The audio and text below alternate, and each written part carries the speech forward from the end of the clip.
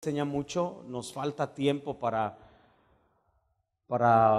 explicar todo, pero el atrio, lugar santo y lugar santísimo, bájale si quieres, no sé qué se escucha así mucho aquí o allá afuera. Y el atrio no tiene cobertura, no tiene techo. Vamos a verlo de esa manera, allá afuera el patio. El patio no tiene cobertura y eso significa que mucha gente puede llegar al atrio nada más y ahí quedarse, arrepentirse, tener fe y bautizarse y hasta ahí nada más, no trascender, ahí quedarse. Ahora, no estoy dando una pauta al conformismo, que se conforme y que diga, bueno, si hay esa opción, ahí nos quedamos en el atrio de las mujeres, ¿no? Sino que podamos avanzar, y de eso se trata doctrina, de que podamos avanzar, que no nos podamos detener hasta la venida de nuestro Señor Jesucristo, si nos agarra con vida, y si nos agarra en el sepulcro, que se pueda abrir el sepulcro en la primera resurrección. Pero se trata de avanzar, pero vuelvo a repetir, la primera parte, la primera etapa está en 3 etapas: atrio, lugar santo y lugar santísimo. La primera etapa no tiene cobertura. La primera etapa es de proceso de arrepentimiento, de fe y bautismos.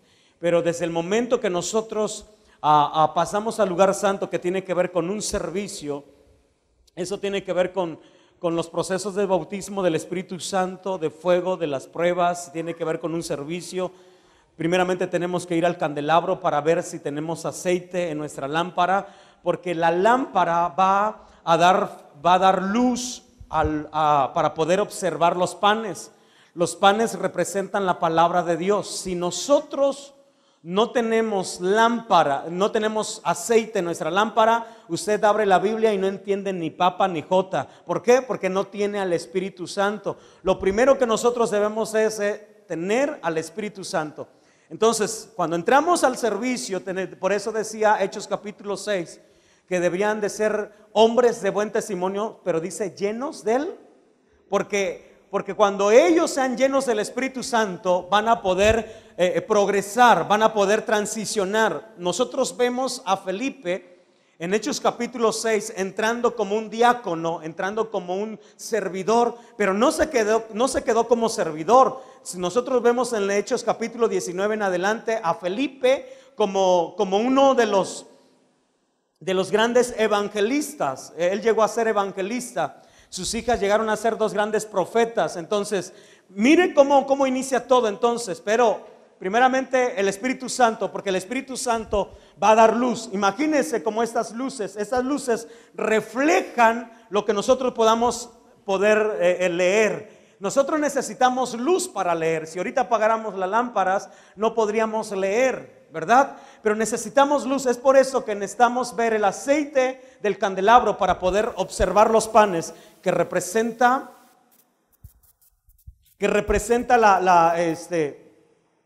la palabra de Dios, y después el altar de incienso, que representa nuestra adoración, que tiene que ser olor fragante. ¿Puedes checar tu canal, el que tú utilizaste para tu teclado? Y después de eso, después del altar del incienso, que es nuestra adoración, ahora sí el sacerdote podía entrar una vez al año y poder entrar a la presencia de Dios. Usted y yo podemos disfrutar la presencia de Dios. Usted y yo podemos disfrutar la presencia de Dios si nosotros ya pasamos estas dimensiones, estas etapas de nuestra vida. La gente que no ha pasado estas etapas viene a ese lugar, pero no disfruta la presencia de Dios. Viene a ese lugar y se le hace muy largo el culto, más en domingo. Y dice, ay, ¿a qué horas va a terminar eso? ¿Por qué? Porque no disfruta los momentos con el Espíritu Santo, no disfruta los momentos de la palabra y no disfruta los momentos de la ministración. Es una persona que viene y ya está cansada, ya viene y no está disfrutando. Qué importante que nosotros, la iglesia Nueva Esperanza, podamos crecer en esto. Y si yo ya estoy en el lugar de servicio y no estoy disfrutando, yo tengo que regresar entonces. Digo, no creemos en el rebautismo, pero yo tengo que regresar para arrepentirme, vivir en fe, purificarme y ahora sí poder checar que mi lámpara tenga aceite, poder checar la palabra de Dios. ¿Y sabe qué pasa? Cuando usted y yo tenemos al Espíritu Santo, disfrutamos leer la palabra de Dios. Disfrutamos agarrar la palabra y decir, wow, ¿cómo no me había dado cuenta? Pero no, es que Dios nos va revelando su palabra poco a poco. ¿Estamos aquí? Y bueno, ahora vamos a ver entonces los que ya vimos todas estas doctrinas, que es la quinta, la resurrección. Vimos que eran, ¿cuántas resurrecciones? 2 resurrecciones, unos para vida eterna y otros. Bueno, si hay 2 resurrecciones, hay 2 juicios. Hay 2 tiempos de juicio, y uno es para los creyentes y otro, o sea, uno es para vida y otros van a ser para muerte. Pero yo veo en la palabra que hay 3 tribunales, y le voy a enseñar a la luz de la palabra. Hay 3 tribunales, y bueno, la Biblia, le voy a encargar que lea las cartas del apóstol o las epístolas del apóstol Pedro. Y esas cartas del apóstol Pedro nos hablan acerca del día grande, del día del Señor, y por lo menos hay 9 días ahí. No quiero hablar acerca de eso, pero se enfoca a esos días que el Antiguo Testamento, el Nuevo Testamento hablan del día grande, del día del juicio, del día de la ira, del día del Señor. Y nosotros vamos a ver a la luz de la palabra esos días. Y la pregunta que yo me hago es, ¿cuándo será el juicio? Mire, vaya conmigo a San Juan capítulo 3, versículo 18, para ir agarrando ya el tema. Y en San Juan capítulo 3, versículo 18 dice, el que en él cree no es condenado, pero el que no cree ya ha sido condenado porque no ha creído en el nombre del unigénito Hijo de Dios. Vuelvo a leer esos versículos o ese versículo. El que en él cree no es condenado, porque el que en él cree no es condenado, pero el que no cree ya ha sido condenado. Cuando dice ya ha sido condenado, no está hablando Jesús, porque es Jesús el que está hablando. No está hablando Jesús en nuestro tiempo.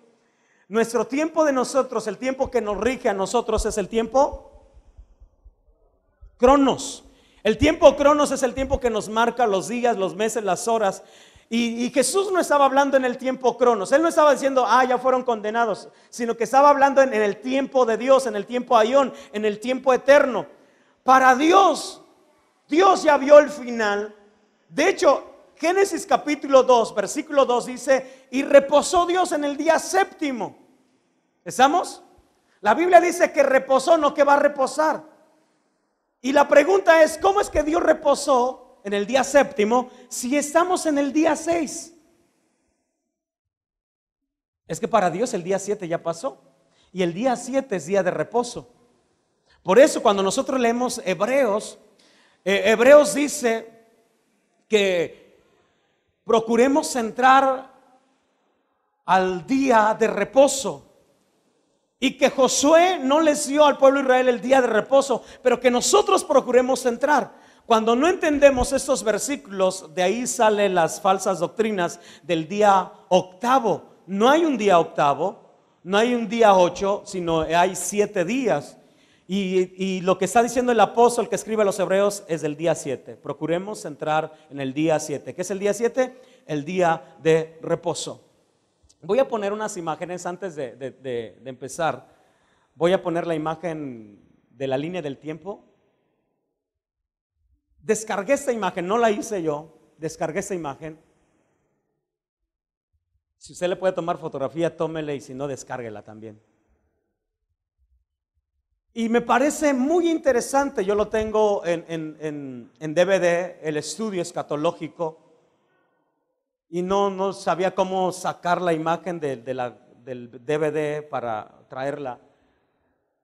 Pero cuando nosotros leemos Apocalipsis, por lo menos, présteme aquí atención, por lo menos aquí nos va a marcar una línea de tiempo para que podamos entender y no estemos con miedo. De hecho, la iglesia de Jesucristo no debe de vivir con miedo, porque si usted vive con miedo, de nada sirve entonces que vino Jesucristo a salvar su vida. Cuando nosotros entendemos que Cristo vino a salvar nuestra vida, que le hemos entregado nuestra vida, nosotros podemos ver en el libro de Apocalipsis. Yo estuve sacando cuentas y yo encontré 10 números 7. ¿Y 7 por 10? Son 70. Daniel capítulo 9 versículo 24 dice 70 semanas están determinadas. Entonces, todo el plano, todo el propósito terrestre, todo el propósito de Dios en esta tierra tiene que ver en 7. Tiene que ver en 70 semanas. Y nosotros estamos viviendo la última semana. Y usted me va a entender más al ratito. Entonces aquí tenemos 7 sellos, tenemos 7 trompetas, tenemos 7 iglesias, tenemos 7 truenos, 7 copas. En la parte terrestre tenemos el inicio de los tiempos postreros. Y ahí estamos aquí. ¿Sí ve? Estamos aquí. Pero dice parusia, y la palabra parusia significa arrebatamiento. Y yo creo, yo no sé usted qué crea, pero yo creo lo que la Biblia dice. Y la Biblia dice que Dios nos librará de la hora de la prueba. ¿Estamos? Entonces eso quiere decir que el arrebatamiento no va a ser a media semana, sino al inicio de la semana, de la última semana. O sea, ¿qué quiere decir? Que nuestro arrebatamiento, nuestro día para nosotros, el día de bendición, el día de transformación, el día de glorificación, el día de exaltación, estamos a horas, a minutos o a segundos, según el tiempo de Dios. Y va a venir la parusia, y cuando nosotros vayamos allá arriba, será por una semana. Pero esa semana pueden ser 7 años. Esa semana pueden ser 7,000 años. Esa semana pueden ser 700 años. Pero va a estar dividida en el número 7. Y mientras nosotros estemos allá en el cielo una semana, aquí en la tierra una semana será de tribulación. Hay una pretribulación, una tribulación y una gran tribulación. La pretribulación es los tiempos que se estarán preparando para la tribulación. Y son las señales que habla Mateo capítulo 24. Yo sé que estoy yéndome muy rápido, pero Dios le va a dar gracia. Y hay señales para que nosotros entendamos que ya viene el tiempo del Señor. Y después vendrá, entonces iremos nosotros al cielo. Y cuando nosotros estemos en el cielo, lo primero que Dios va a hacer es pasarnos al tribunal. Ahorita vamos a verlo. Vamos a pasar al tribunal. Y eso es lo que yo creo, ¿de acuerdo? No es parte de doctrina. Eso es lo que yo creo. Y yo creo que todos los cristianos, todos, como hayan vivido, iremos al cielo.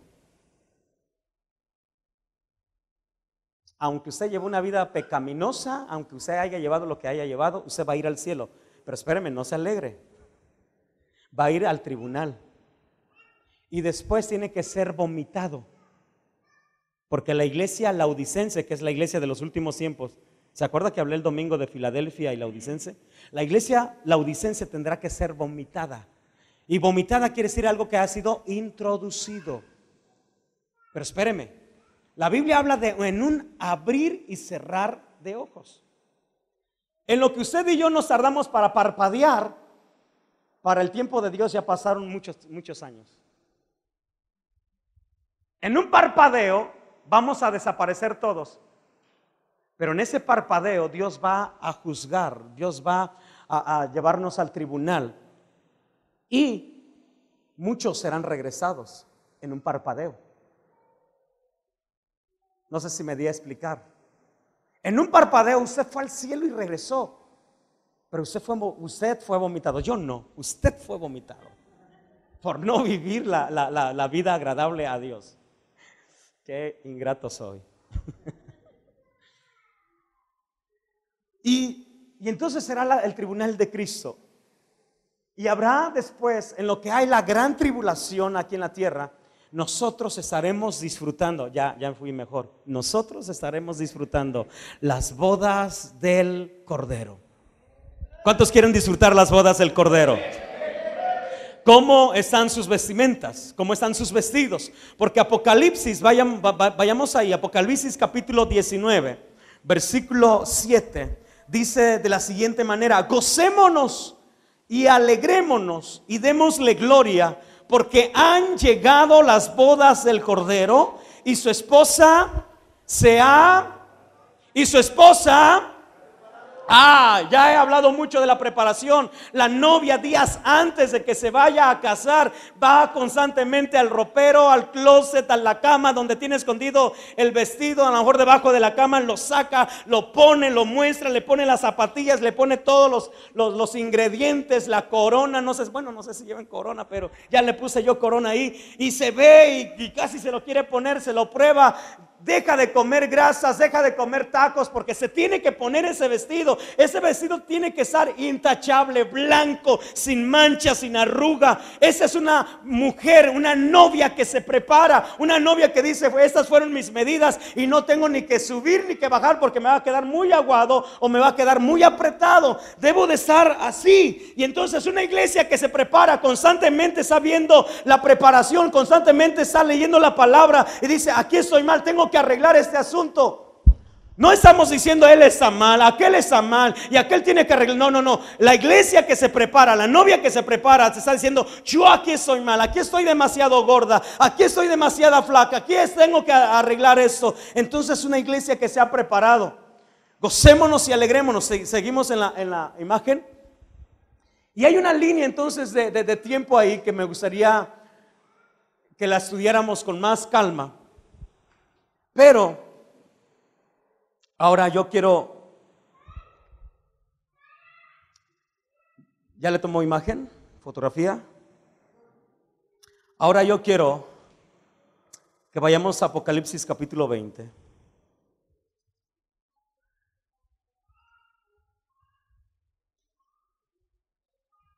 Y si usted ve la imagen, después de las bodas del Cordero, recuerde estas palabras se las tiene que recordar. Una cosa es parusia y la otra es epifania o epifanía. Esa palabra quiere decir regreso.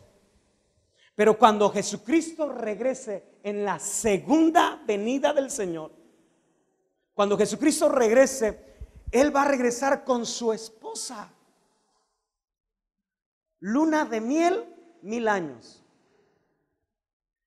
Ella va a venir con su esposa. Y la esposa ahí va a venir toda bien nice. Va a venir con Jesús. Y en eso, escuche, está la guerra del Armagedón. Después va a ser atado 1000 años Satanás. Y que es el reino milenial. Y después de atados 1000 años, escuche, se va a desatar. Y el diablo, aún a pesar de todo, va a engañar a muchos de los santos. Después de que se ha desatado 1000 años, después del reino milenial, después de la luna de miel, que dura 1000 años, el diablo va a engañar a muchísimos. Y se va a hacer, no sé si la tercera o la cuarta guerra mundial, que va a ser contra Gog y Magog, que está ahí. Está ahí en la batalla, Gog y Magog. Ahí están las citas bíblicas. Pero después de eso, después de la guerra, ahora sí viene el trono de Dios. Y Dios va a sentarse en su trono y los libros van a ser abiertos. Y ahí viene el juicio a las naciones. Entonces quiero hablar acerca de 3 tribunales. Está el primer tribunal, ¿sí lo puedes poner ahora sí? El primer tribunal es el Espíritu Santo, tribunal del Espíritu Santo.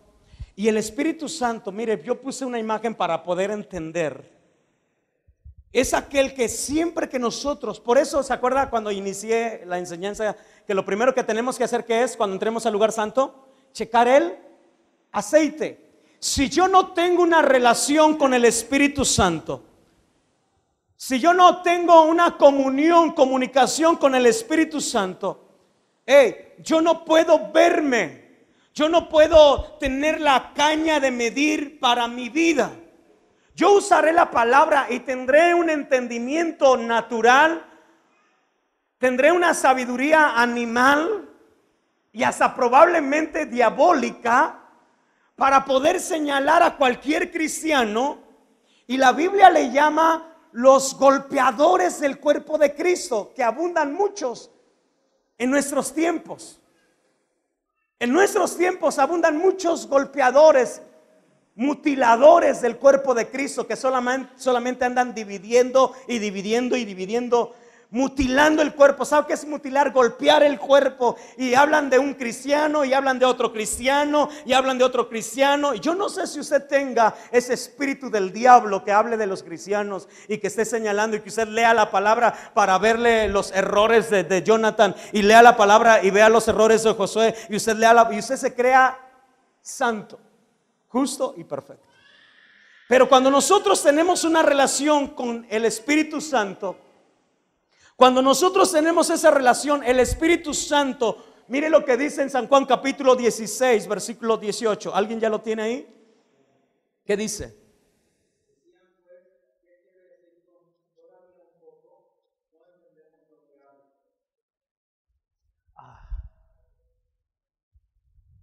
¿Apunté mal la cita?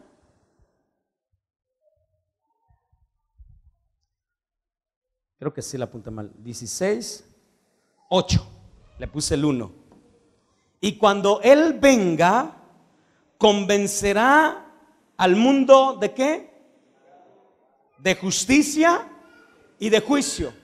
Cuando Él venga, estaba diciendo Jesús, miren, les conviene que yo me vaya, porque cuando Él venga, los va a convencer de pecado, de justicia y de juicio. Cuando nosotros entonces tenemos al Espíritu Santo, lo primero que hace el Espíritu Santo, mire, a veces se escucha esto muy no creíble, increíble. Pero a veces a usted no le pasa que no le dan ganas de leer la Biblia, porque cada vez que la lee hay un juicio para nosotros. O sea, como que Dios está tratando tu vida en un área y así como que hasta le cambias. Yo he usado así la Biblia de háblame Diosito. Cerramos la Biblia y aquí en el dedo. He usado esa técnica así porque de repente voy a una palabra y el Señor está hablando a mi vida. Y cierro la palabra y digo, voy a agarrar otra, o voy a abrirla de diferente manera. Y Dios y llega el momento donde tú dices, no voy a leer la palabra de Dios. Creo que Satanás se está metiendo en ese momento. Y uno empieza a tener problemas, pero ¿sabe? Es el Espíritu Santo que nos está convenciendo de.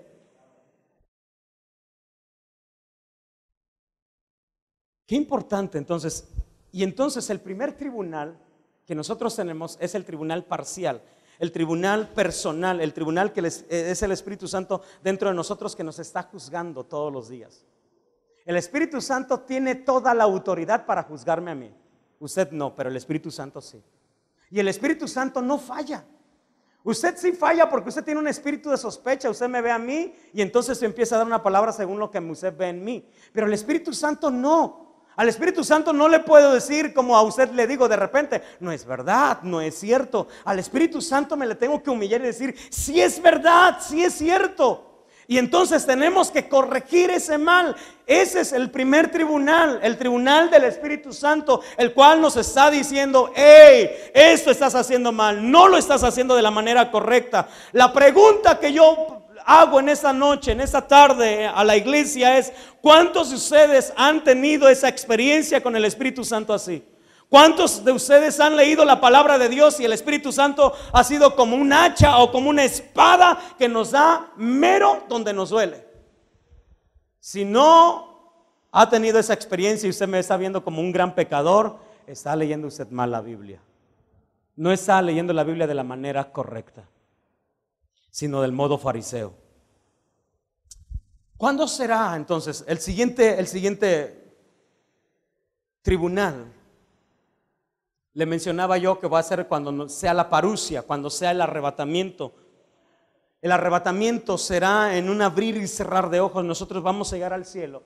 Y segunda de Corintios, capítulo 5, versículo 10, lo hemos leído en todos estos días.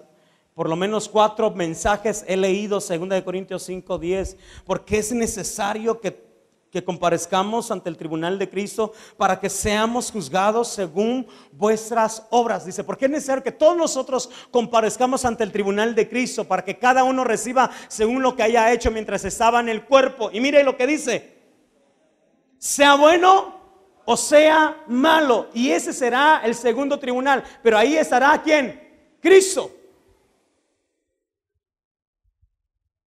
Cristo es el que va a juzgarnos allá en el cielo.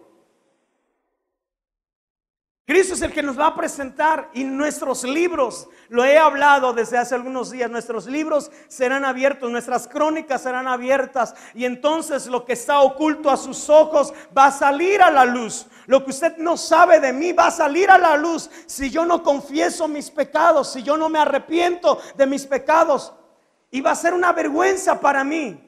Va a ser como que se vaya la línea, que se vaya la luz, pero no va a ser luz física, va a ser luz celestial. No se van a poder apagar esas cámaras y será tan palpable, y muchos de nosotros vamos a agachar nuestra cabeza porque hemos fallado delante de Dios. Nos mostrábamos dignos, nos mostrábamos santos, nos mostrábamos puros, pero nuestra conciencia, nuestra mente, nuestro corazón nos engañó. Y van a ser entonces ahí puestas varias imágenes. Cuando alguien se le acerca, usted le sube el vidrio a su auto para no escuchar y no darle. Cuando alguien está frente a nosotros, mientras nosotros estamos disfrutando un rico desayuno, comida o cena, y llega el niño y nos dice, oye, ¿me puedes ayudar? Y tú le dices, aléjate de mí. O le decimos normalmente, no tenemos dinero, pero hasta se oye el monedón que traemos ahí. Simplemente no quisimos hacerlo. Todo eso va a ser puesto, y nosotros vamos a estar diciendo, ¿por qué no le ayudé? ¿Por qué no hice esas acciones justas? Porque es lo que sigue diciendo Apocalipsis capítulo 19 versículo 7, las acciones justas de los santos. ¿Por qué no lo hice? Ahora, ¿habrá grados de castigo? Y cuando ocupo la palabra castigo, ya no me estoy refiriendo a ese tribunal. ¿De acuerdo? Porque hay castigos que nosotros aquí en la tierra pasamos, consecuencia de nuestros pecados. Dios perdona nuestro pecado, pero no nos libra de la consecuencia del pecado. ¿Sí estoy aquí? Dios perdonó a David, pero murió el niño. Y nosotros, Dios perdona nuestro pecado, pero no nos libra de nuestras consecuencias, y nosotros vivimos las consecuencias de nuestros pecados, de nuestras decisiones. Y habrá grados. Mire lo que dice en Apocalipsis capítulo 20. Vamos a estar leyendo Apocalipsis 20, versículo 12 y versículo 13.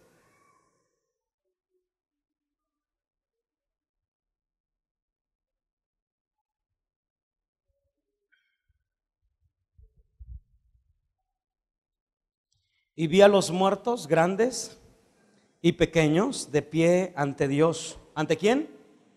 Entonces, ¿de qué juicio está hablando? Del gran trono blanco. Después del milenio, después de la guerra, de la batalla contra Gog y Magog. Y vi a los muertos grandes y pequeños de pie ante Dios, y los libros fueron ¿qué? Y otro libro fue abierto, el cual es el libro de la vida, y fueron juzgados los muertos por las cosas que estaban escritas en los libros, según sus obras.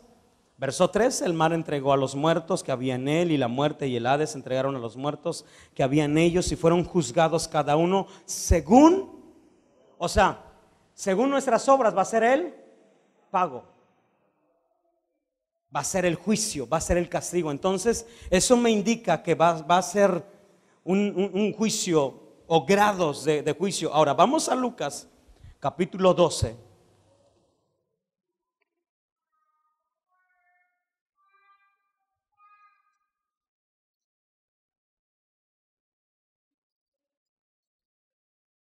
Versículo 47 y 48.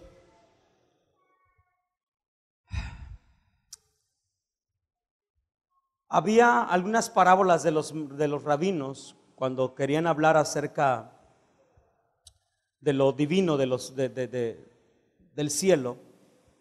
Pero Jesús, como maestro, como rabino, él usa otra parábola que es esta y dice: aquel siervo que conociendo la voluntad de su Señor, ¿qué dice?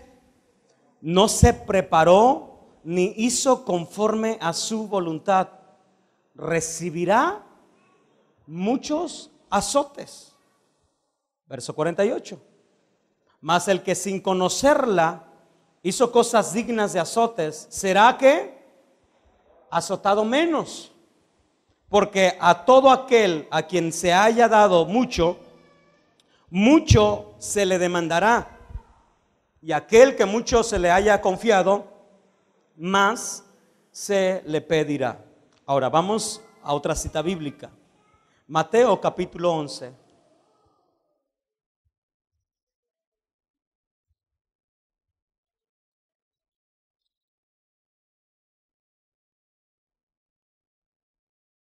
Verso 22. Por tanto os digo que en el día del juicio será más tolerable el castigo para Tiro y para Sidón que para vosotras. Juicio. Yo le invito que si la hacha es de usted, subraye la palabra 36 o el versículo 36, donde dice toda palabra ociosa.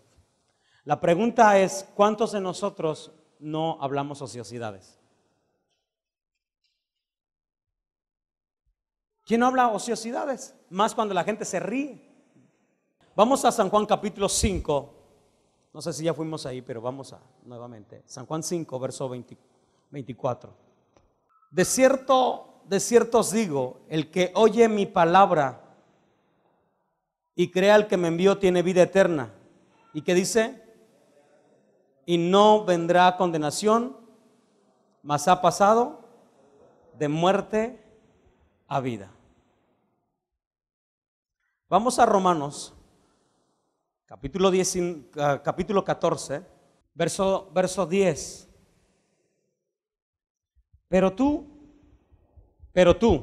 ¿por qué juzgas a tu hermano? O tú también, ¿por qué menosprecias a tu hermano? Como que estaba el apóstol Pablo hablando con dos personas y le dice al uno: ¿por qué juzgas a tu hermano? Y le dice al otro: y tú también, ¿por qué menosprecias a tu hermano? Porque todos compareceremos ante el tribunal de Cristo. El día martes que fuimos a la radio, tocamos el tema de santo y santidad. Una cosa es ser santo y otra cosa es santidad. Lo más difícil es ser santo, pero Dios eso ya lo hizo. Dios nos llamó, Dios nos escogió. Y la palabra santo significa apartado, escogido, separado. Cuando alguien te llama, te está seleccionando. Y San Juan capítulo 15, versículo 16 dice: ustedes no me eligieron a mí, sino yo a ustedes. Él nos escogió. Y usted y yo tenemos un historial. No sé si nada más yo, pero todos yo creo que tenemos un historial antes de Cristo. Éramos una cosita, pero una fichita bien puesta. A la gente nos etiquetaba y todavía nos tiene esas etiquetas, porque esa es como nuestra afrenta de lo que nosotros fuimos. La gente se sigue acordando, aunque Dios ya no se acuerda. Yo y la gente nos acordamos de lo que fue nuestra vida. ¿Sí estamos aquí? Ahora, pero cuando nosotros llegamos a Cristo, Él nos escoge, aún con ese historial, nos santifica, o sea, nos pone en un estado de santo. Cuando digo santo, no estoy hablando de los santos que habla la iglesia popular, Porque la iglesia popular, para hacer a alguien santo, tiene que tener historial de que se hizo milagros y multiplicó algo. Lo que llevó el proceso de la santificación de Juan Pablo II, que ahora ya es santo también Juan Pablo II, según la iglesia católica. Dios no. Dios nos agarró así como estábamos y nos hizo santos. Nos apartó y dijo: yo tengo un propósito para ti. Pero ahora tienes que vivir en santidad. Eso es diferente. Dios ya me llamó con todo mi historial, ya borró el historial allá arriba. Y ahora a partir de hoy tengo una nueva vida, tengo una nueva oportunidad. Y entonces ahora yo tengo que vivir en santidad. Yo me imagino, ¿se acuerda? Creo que ya se lo dije el miércoles. Yo me imagino que cada día será una noche ¿de qué? De galardones. Y va a haber muchos de ustedes que no van a querer salir de su habitación. ¿Para qué? Ya es el tercer día y no me he ganado nada. Pero ¿qué tal cuando nosotros estemos ahí siendo galardonados delante del Padre y de los ángeles? Por eso es importante que usted y yo vivamos en santidad. El apóstol a los Hebreos dice que sin santidad nadie verá al Señor. Y vamos a ir entonces. Mire, ¿por qué le quise explicar todo esto? Porque el Señor Jesucristo ya nos libró del juicio eterno. Dios me va a premiar y esos premios son incorruptibles. Esos premios serán excelentemente divinos, celestiales. Nos ha librado entonces a través de su Hijo del juicio eterno. Pero un día, lo que ya leímos en Apocalipsis capítulo 20, un día el infierno, perdón, el fuego, la muerte, el mar, según lo que dice Apocalipsis 20, va a entregar a los muertos. Y dice, grandes y pequeños. Ese tiempo.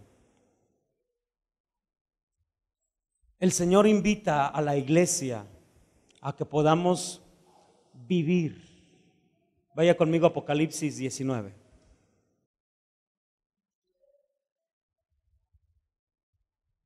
Verso 8. Y a ella se le ha concedido que se vista, diga conmigo, que se vista de lino fino, limpio y resplandeciente, porque el lino fino es las acciones justas de los santos. Hermanos que se van a bautizar el día sábado, el bautismo no es ningún amuleto. ¿Es un sello? Sí. ¿El Señor nos va a sellar? Claro que sí. ¿Seremos hijos de Dios? Claro que seremos hijos de Dios. Pero no es ningún amuleto que te va a librar de los procesos. Tú y yo vamos a ser procesados. Más si avanzamos, más si nos metemos dentro de la cobertura del lugar santo para servir. Vamos a pasar por proceso y proceso. Yo decía la vez pasada que nuestra vida está dividida en 7 si vivimos 70 años. Y cada etapa es un proceso. Y entonces usted y yo vamos a ser procesados como lo fue los amigos de Daniel. 7 veces más calentado el horno de lo acostumbrado. Son 7 procesos. Pero al final del proceso usted y yo vamos a recibir el bautismo de fuego, donde Dios dice: fuiste aprobado.